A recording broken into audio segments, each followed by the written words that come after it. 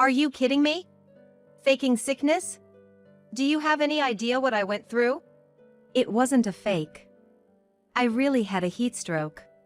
The reason my mother-in-law was so angry was that I couldn't attend my father-in-law's funeral. It's not like I didn't want to attend the funeral. That day, I felt ill from the morning. I had symptoms of heat stroke and couldn't even stand up. I deeply regretted not being able to attend. But my mother-in-law didn't care about that. She yelled at me. Heat stroke? You could have come if you really pushed yourself. I was so weak I couldn't even stand. I thought I'd be more of a bother if I went. Stop messing around. I don't want to hear your excuses. After our argument, my mother-in-law pushed me hard. Oh no. The place where we had our argument was right at the top of the stairs. Losing my balance after she shoved me, I tumbled down the stairs.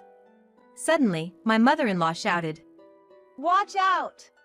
It took me a second to understand, but I saw her beloved dog at the bottom of the stairs. Even if she told me to avoid it, I had no choice but to collide with the dog. My name is Amy. I'm turning 26 this year. I've been married for 2 years to my husband, Kevin, who is 4 years older than me. We don't have kids yet, but we live happily together. Did you go to my mom's again today? Yeah.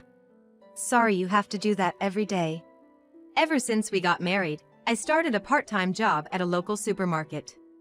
But every day after work, there's a place I must visit, my in-laws. My mother-in-law is a stay-at-home mom, but she never does any housework herself. You gonna keep working after marrying Kevin? I plan to. Why not switch to part-time? Then come to our house every day and help with the chores. Your domestic skills will improve, right? If you don't like it, then you shouldn't marry Kevin. I see. During our first visit to my in-laws' house for introductions, I had a moment alone with my mother-in-law. That's when she set this absurd condition for our marriage. So, what's it gonna be? You gonna do it? I understand. I'll do it. Honestly, I wanted to refuse such a ridiculous condition. But I wanted to marry Kevin, so I reluctantly agreed. I've been going to my in-laws' house every weekday to do chores since then. I'm told not to come on weekends because my father-in-law is home. She probably doesn't want him to find out. I have to do everything: laundry, cleaning, preparing dinner, and shopping. On Fridays, I also have to prepare meals for the weekend. It must be tough for you every day. You can take a break once in a while, you know? Yeah, but I'm okay. My husband, seeing how exhausted I look every day, tries to comfort me with kind words.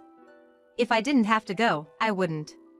Not only do I have to do chores at my in-laws' place, but I also have to handle our own home. I once pleaded with my mother-in-law to let me have a day off. But she coldly suggested, "Oh, really? Then we don't need you in this family anymore. Why don't you divorce Kevin and live a carefree life on your own?" I don't want to divorce. My parents were so thrilled about our marriage. So, it's been hard for me to tell Kevin that it's too much for me. How much longer will this continue? Physically and emotionally, I felt I was reaching my breaking point and had dark thoughts every day. But I never imagined things would escalate so much with my mother-in-law. One day, after finishing my part-time job, I went to my in-laws' house as usual. My mother-in-law had a grave expression on her face. "What's wrong?" "Oh, Amy. It's nothing." Despite saying it's nothing, her face was somber and her voice was low. She was clearly not her usual self. I should have let it be, but for some reason, I was concerned and asked her again about it. "You clearly look upset. What happened?" "Well, my husband has been diagnosed with colon cancer. They've given him only a short time to live. He's been urgently hospitalized, and he might not come back home." What? I hadn't seen my father-in-law recently, so I had no idea he was suffering from such a severe illness. Being told about the limited time he had left, I didn't know how to comfort my mother-in-law, and I fell silent.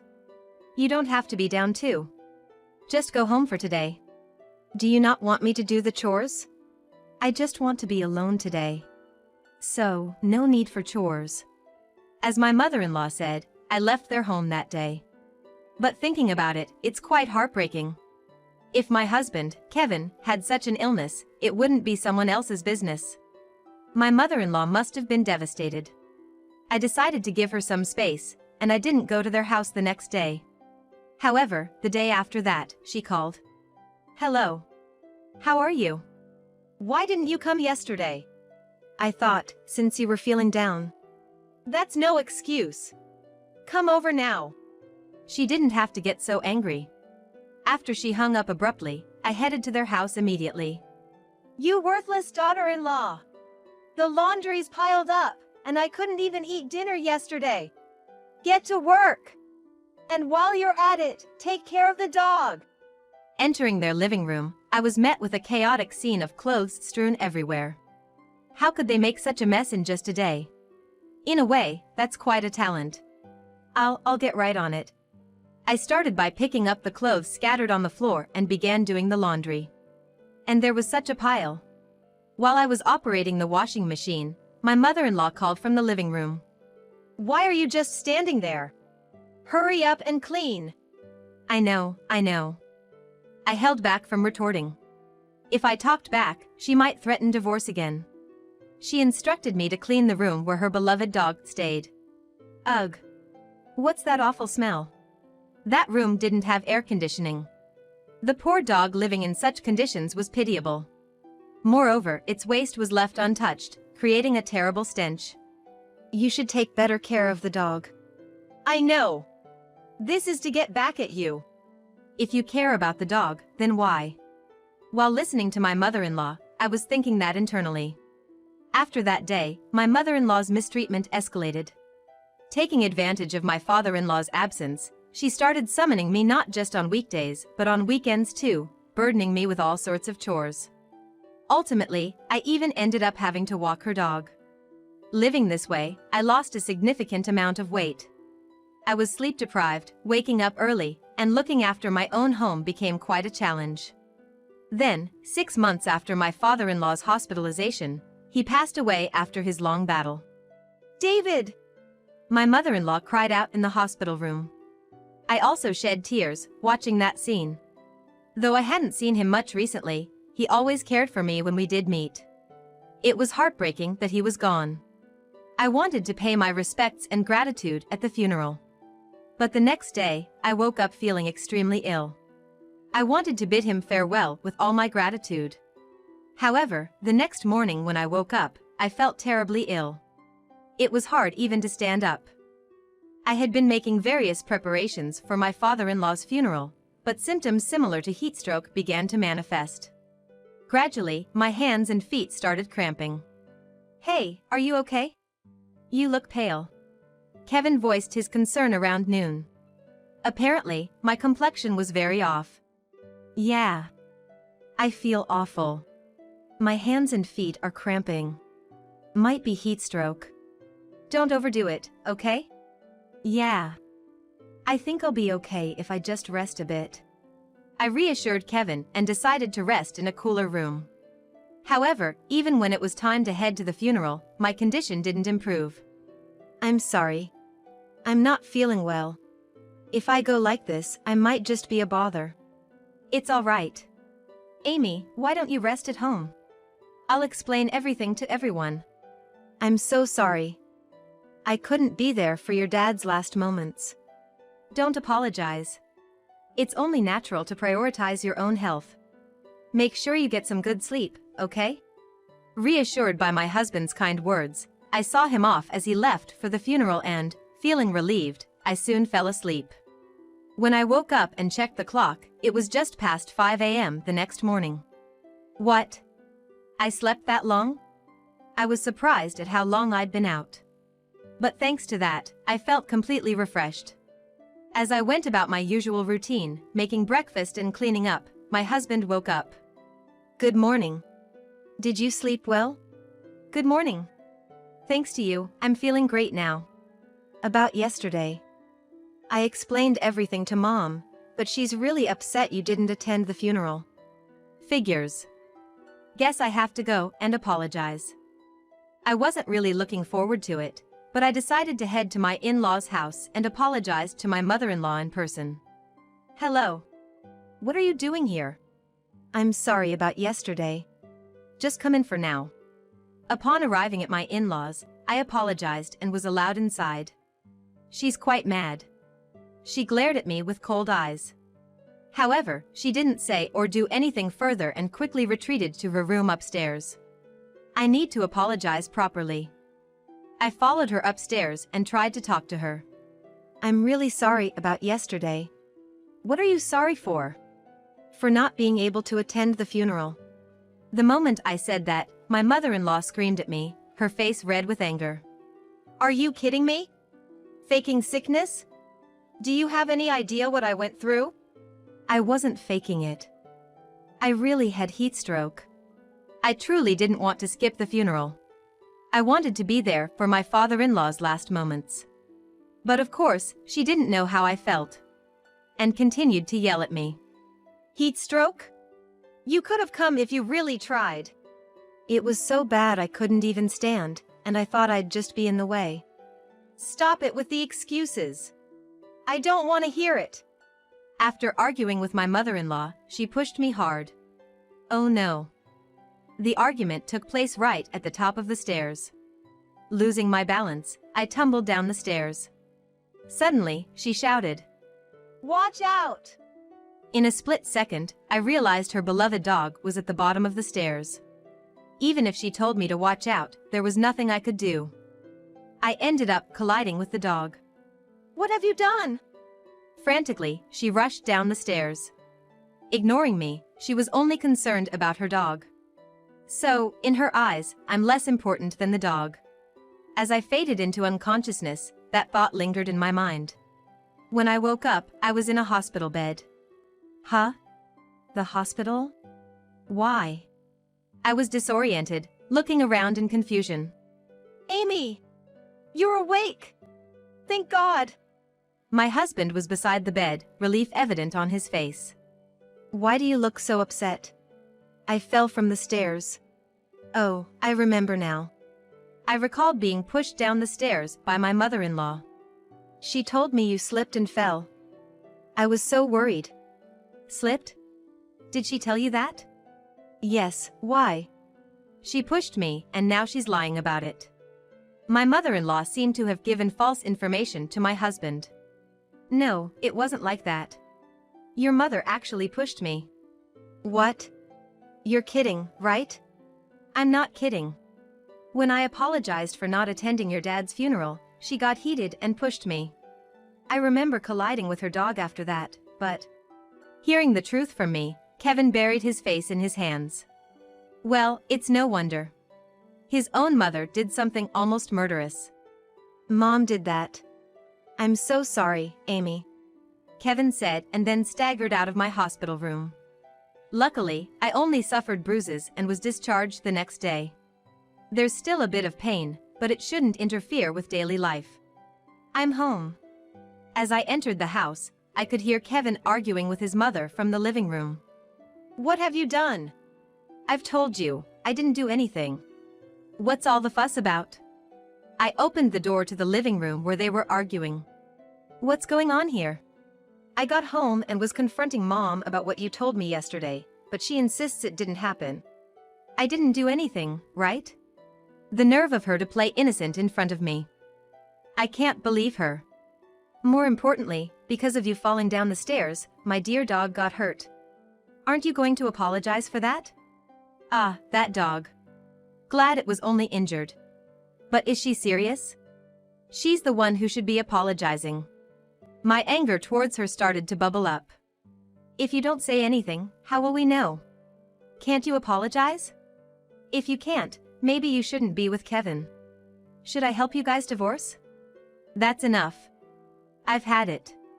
Having reached my limit, I decided to vent all the frustration I've been holding back on her. If you want a divorce, go right ahead. But aren't you the one who needs to apologize? Sure, I'm sorry for injuring your dog. But this was all because of you. If you hadn't pushed me, none of this would have happened. What? Do you have any proof that I pushed you? If that's how you want to play it, that's fine. Maybe I should have the police investigate this as assault?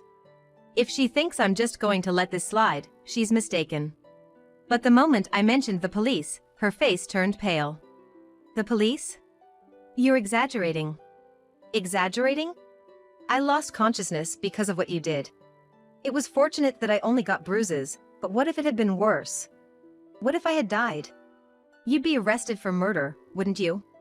That's... So, what will you do? Apologize? She looked like she was about to cry. She must really not want to get involved with the police. But instead of apologizing, she just stood there silently. Losing his patience, Kevin started yelling at her. What's it gonna be, huh? Say something.